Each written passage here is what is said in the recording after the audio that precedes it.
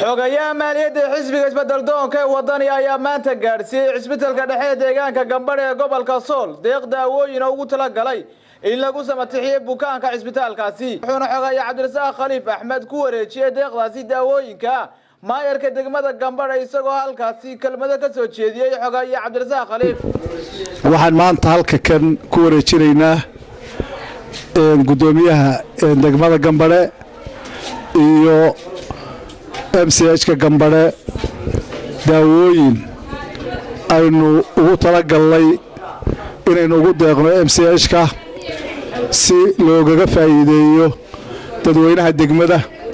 daawooyinkaas oo noocyo kala duwan leh oo ah kuwa dadka waaweyn iyo caruurta labadaba ayna u badan yihiin xiliyadan oo kale maadaama ay jiraan kuleelada iyo isbedelada xanuunadan ama ay bakteeriyada ama keenaan ama maxaadahay waxyaabaha kale ay keenaan antibiotics ay ku jiraan daawooyin kale vitamin ay ku jiraan daawooyinkaas aan doonaynaa insha Allah taala inaan ku wareejino gudoomiyaha degmada aan ku wareejino gudoomiye naga gudoon insha Allah taala waxaan rajaynaynaa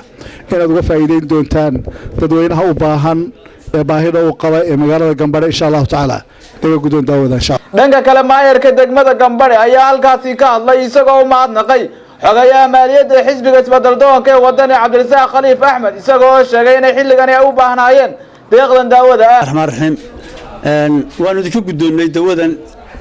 waanu idinka mahad celinaynaa waftida aad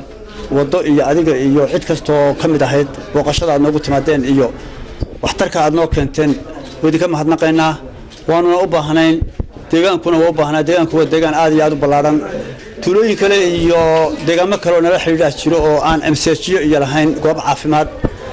marka waxaan rajaynayaa hadii alla idmo kuwa nala xiriir iyo annagaba inay wax badan tari doonto waan arkaa wadooyin fara badan oo quality wacan oo dhowr nooc ka kooban baahidooduna ay markasta taagan tahay ama caruurta haato ama dadweynaha dadka waaweyn haato marka aad iyo aad baan idinka mahad celinaynaa والسلام عليكم ورحمة الله وبركاته. ugu dambeyntii xogayaa maaliyadda xisbiga wadani Cabdirasaaq Khaliif Axmed ayaa xadhiga ka jaray tiro xafiisyo oo xisbiga wadani ku yeelan doono deegaanada Gambadhe iyo Dalyare